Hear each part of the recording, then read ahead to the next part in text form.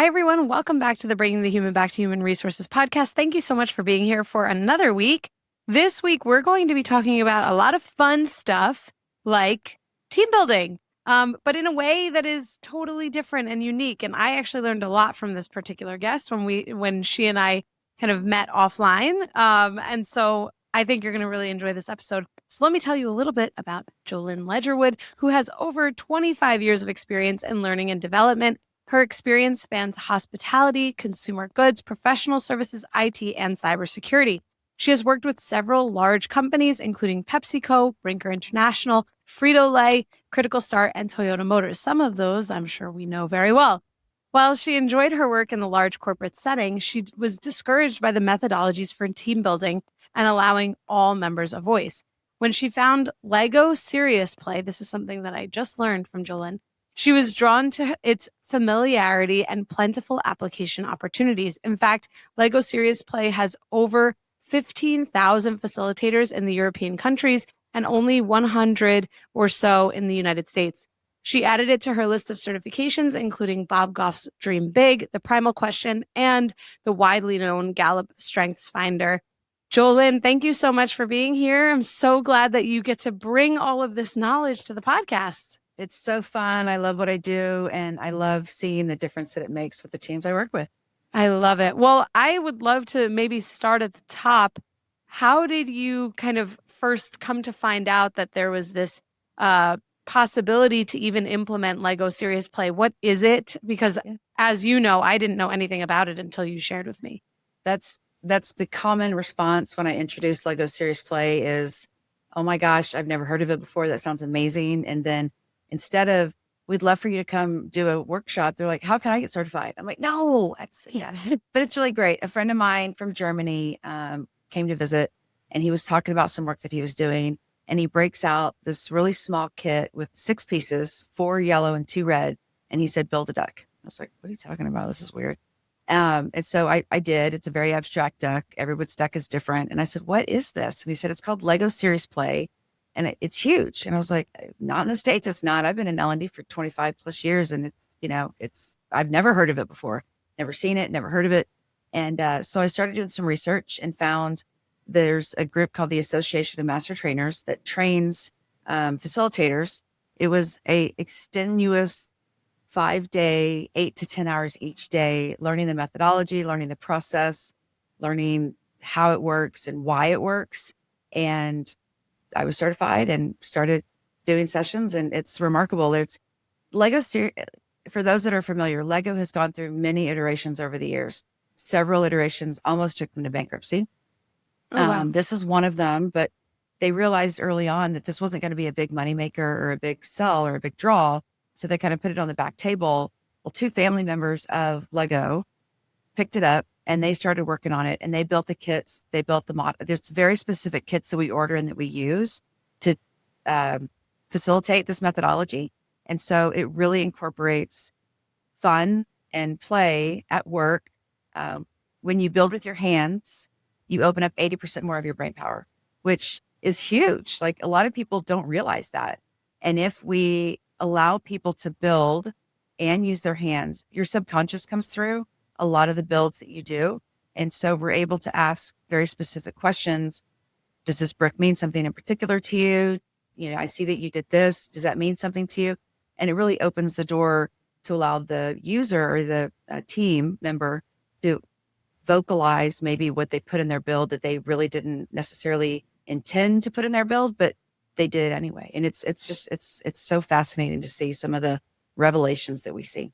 Yeah, that's really interesting. And it definitely does resonate that when you're using your hands and you're doing something that's hands-on, I suppose, you are activating some part of your brain that allows you to learn or to think differently. And it's interesting because I think even if some of us think about times where we have, especially HR people, where maybe we've worked side by side with someone, especially I think about my retail career where, I was in store and you could be stocking shelves even though you're an HR manager, and like that's, it does something for you. So I'm curious from like a tactical standpoint, do people who are, part of this facilitated Lego Serious Play, do they literally like take Lego bricks and just build whatever they want to build?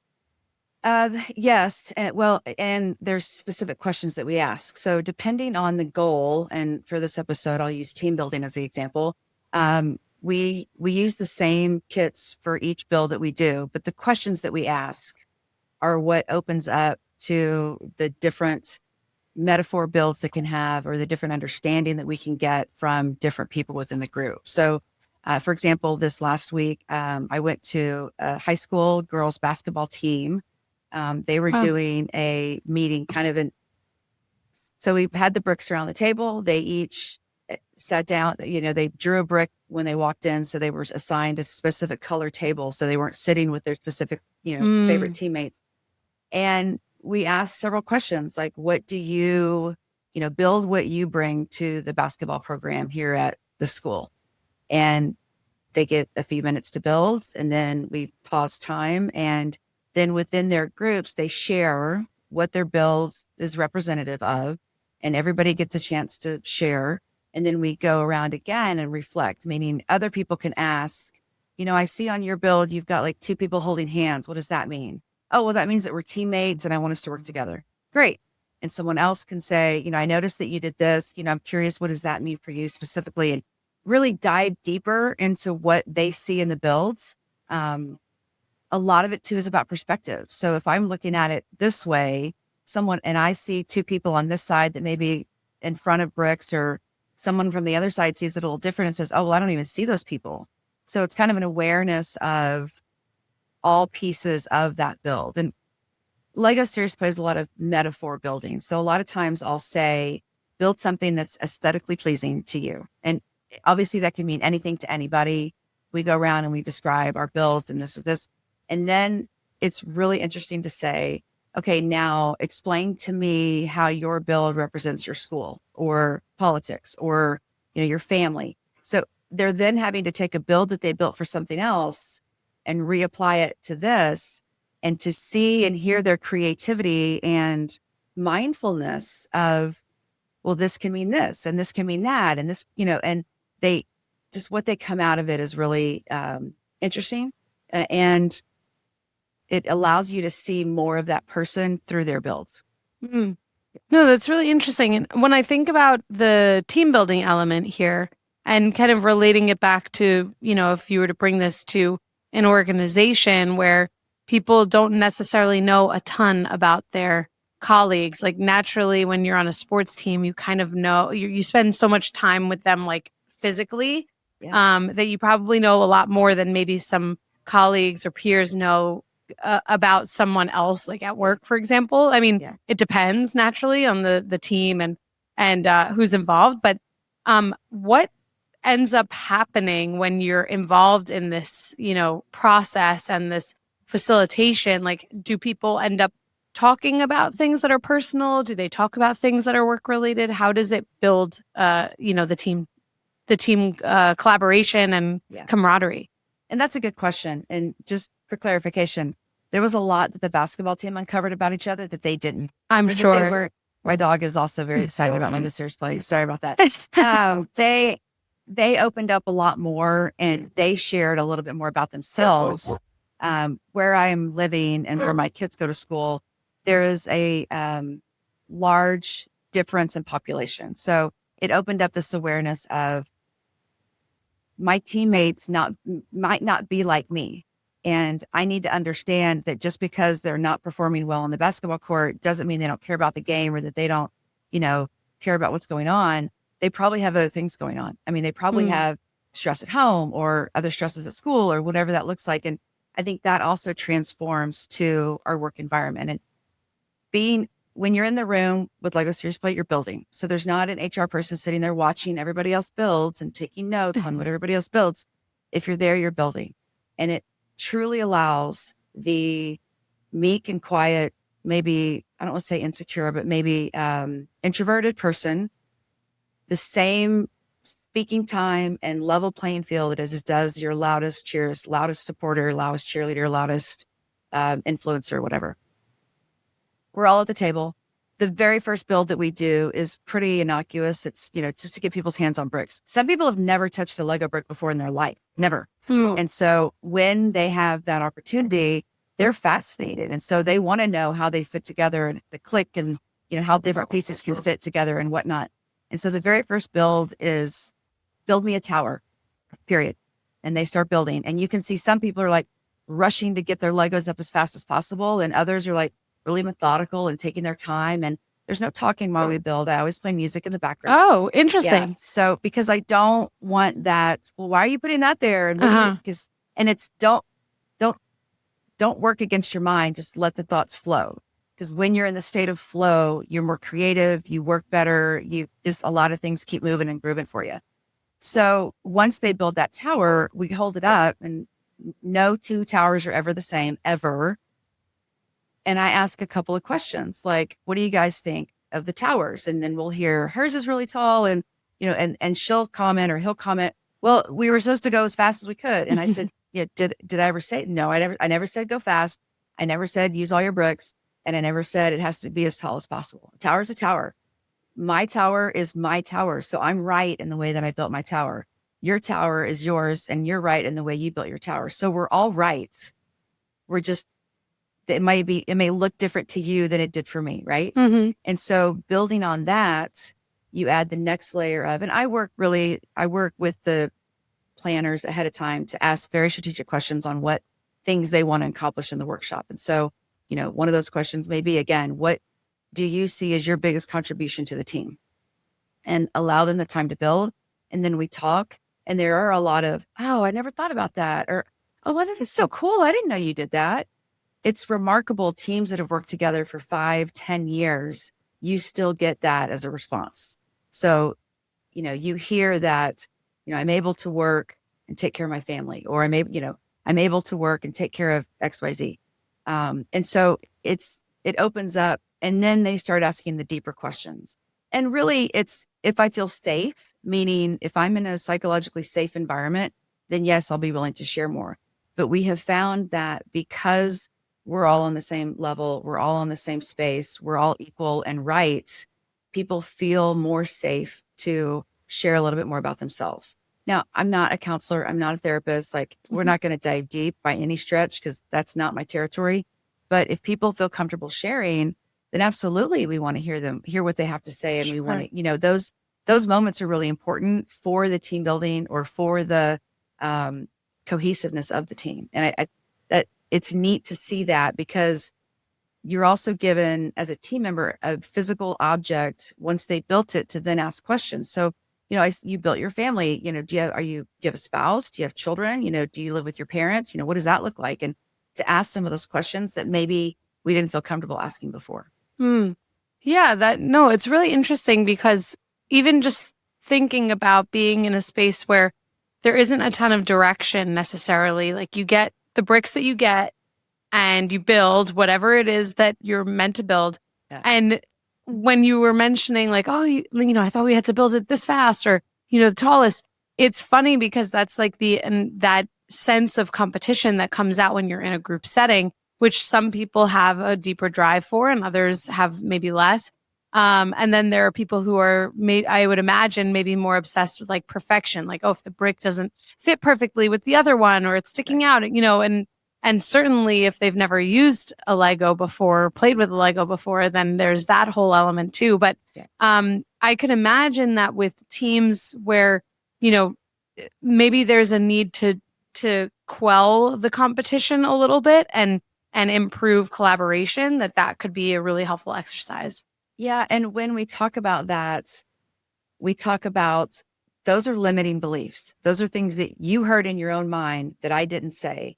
So how often in our work do we put those on ourselves when that hasn't been given to us, and to be aware of that? And as we work through different builds, we do, you can modify your build to show this, or do a shared model, meaning everybody put your models together in a cohesive way, keeping what's most important to each of your builds in the shared model. And then later we get down to what we call simple guiding principles, which mean these are just a few words of what we built today that we want to continue to take on after the workshop because they don't keep the builds that they do in the workshop.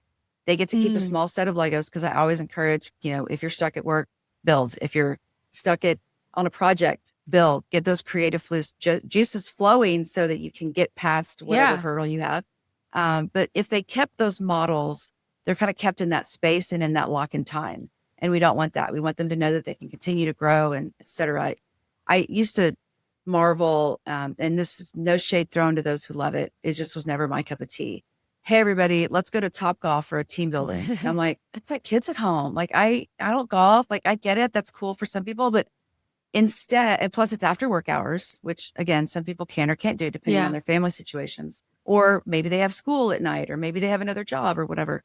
But instead to bring that into the workplace, and instead of them walking into an empty conference room with seats around the table, or we're just going to another meeting, talk about they walk in and there's Lego bricks sitting in every seat. And even the basketball team was like, what Legos? What's this? Sit down, we'll talk about it. So you can play with them as much as you want until we get started. And they were just kind of like renewed, like, oh, well, this will be fun. Like, this is okay. I'm in, let's do this. It enlightens the spirit and it brings out the playfulness that so many of us have pushed aside because we have to work and we have to be serious and being playful at work really does make us more engaged. It makes us more creative. It makes us more, the word totally, productive. It was the word I was thinking of. It really drives and it makes us better at our jobs. It gives us an opportunity to get that creativity flowing. And there's a lot of people that'll say, well, I'm not creative. That was not going to work for me. The people that walk into the workshop and say that at the very beginning, by build number 2, they're all in. They're building, they're excited, they're moving. You couldn't ask for somebody to be more engaged. It's exciting. Yeah, that's amazing. I'm curious, maybe it's kind of like a 2-part question. How long is that build experience for people? And then also, does the experience differ if you do like one of these sessions 1 month or 1 quarter, and then you do a second session or a third session a following quarter or another year? Those are both really good questions. I recommend the first level workshop be 4 hours. Now, the basketball team did not have that amount of time. So I shortened it to an hour and a half. I felt rushed, but I don't think they did. So there's that. Quarterly would be amazing because that allows you to build on what you did last time, the success you made last time. It allows you to build on it. Or if there's new team members, it allows them to have the same intro and get on the same playing field as everybody else did. So, once a quarter, twice a year. And it doesn't have to be just for team building. It's for strategic thinking. Or if there's a new product coming out that you want to work with your sales team to launch, you can build what that looks like. And then we also build what we call perceived impediments. So things that you see that could halter our success. And what does that look like? And how do we address those issues? And that allows people to really think outside. I hate the terminology outside the box, but it's so true. It allows them to kind of say, well, it's not, maybe it could be a competitor, it can be another customer, all these other things. And how do we overcome those things? And we build that too that's more like a day and a half program where we use what we call connector sets to show whether it's a very rigid, hard connection or a very flexible, soft connection, and working through how that impact truly does have, how it could delay or halter our success on this particular thing. So there's so many different ways that you can implement Lego Serious Play.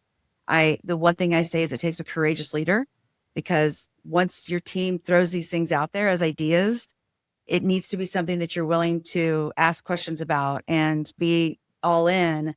If the leader says, no, that's a horrible idea, we've lost all momentum possible. Yeah. Sure. Yeah, that makes sense. I mean, this being open for leaders is one of the most important but hardest skills to, I would say, not just acquire, but also encourage, because it can be quite difficult for people, I think, to be open to other ideas. But it makes sense that if you're building all of this momentum, especially after over 4 hours, I mean, I didn't expect you to say that. I don't know. No, I wasn't sure what to expect the amount of time in terms of the facilitation, but it makes sense that leaders need to really encourage that level of openness and innovation, because that's ultimately what they're doing, is innovating. Absolutely. Yeah, absolutely. And to have that investment in your people speaks volumes. It really does. To say, hey guys, we're going to do this together. The leaders are building, and just the coaches were at the tables building with the girls, and they were marveled at some of the builds that the girls did. And the girls were kind of like, how come you don't know how to do Lego? Like, it was just that whole transformation is pretty awesome. And it seems like a long time, but once you're in it and doing it, it goes by so fast. You're like, sure. what just happened? Yeah. I mean, it's crazy. Yeah. Yeah, that's amazing. Well, if any of the listeners were interested in either what you bring to these organizations or teams, or becoming certified themselves, where should they go? How can they connect with you? Where do they learn more? So, I'll start with me. My company name is elevateyourtalent.co is my website. So please check us out there. You can reach me there. I'm on LinkedIn. I'm connected to Tracy. So if you can't find me directly, find me through Tracy, JoLynn Ledgerwood. And as far as being certified, if you send me a message, I'll loop you in with the lady that certified me. Her name is Gloria De Leon with the Association of Master Trainers. Anybody can play with Legos at work. Anybody can bring them in and do fun things. And there have been a group of people that have kind of gone and done their own facilitation. The Association of Master Trainers is the one that I found and chose because it was specifically created by the two gentlemen that started Lego Serious Play. So I wanted to keep as true to the method as I could. Right. But yeah, even if it's not Legos, if it's Play-Doh or, kinetic sand, or even like watercolor one day with your team, but find something creative that you could bring to your people that says, I care about you and I know that this is important. So let's have some fun today and not go golfing at Topgolf. No offense to but it's just, there's other ways to have fun and bring teamwork to the office other than after hours happy hour. This speaks to everybody that's in the office. Totally. I love it. Yeah, and it's actually very easy to get your hands on things like Play-Doh, kinetic sand, and Legos. Well, JoLynn, thank you so much for enlightening us, and again, in something that I had no idea even existed. And I'm sure many listeners will be like, oh, I had no idea also. So we will have everything linked in the show notes, but really appreciate you, not only what you're doing, but also what you've shared on the podcast today. Thank you so much. Thanks, Tracy. It's been a pleasure being on your show. Thank you so much. Of course.